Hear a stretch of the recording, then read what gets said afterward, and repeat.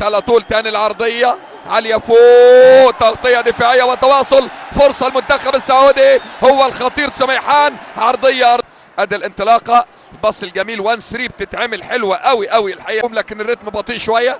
المنتخب السعودي قرب كتير بالفعل. هو بدر الميمني اللي مدرب حاليا مع نادي المرخية هنا في قطر. ادي الانطلاقه الثاني من جديد المنتخب السعودي، دوات ادي العرضيه المره دي، عمل العرضيه عاليه فوق، ولكن البصره وحضاره البصره وطيبه وكرم اهل البصره. ادي الكره العرضيه ثاني من جديد، لعبه خطر جدا، المنتخب السعودي يحاول، اوبو تعال، والا كان حارس مرمى العراق رفع ايده، حارس اوهو فيها شك. على طول لبره، 1-على-1، فرصة تصويب لكن قافلين. برضو تاني مقطوعة.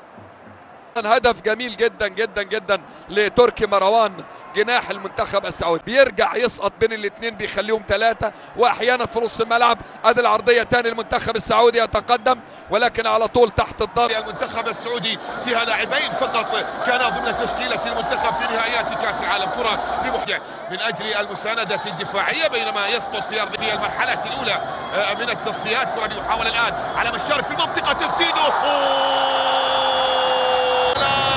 جميل جدا، هدف سميحان. يلعب في وحدة عدل، يلعب في وحدة عدل، وفلاحي الذي يدير هذا اللقاء طاقم تحكيم قطري في مباراة اليوم يعيدها. لا زالت الكرة مستمرة وقائمة، وصلت المحاولة وتسديدة خطيرة من الجهة الثانية،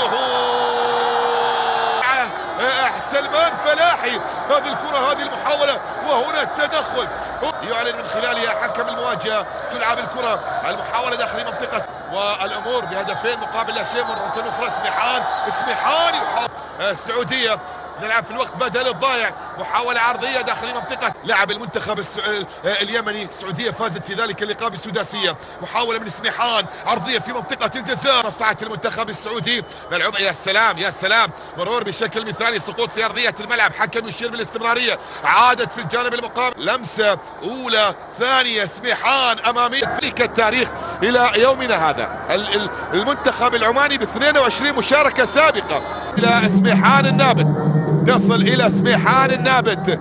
هذا سميحان سيطر على كورته، 3 دقائق ستضاف كوقت بدل ضايع على أحداث شوط.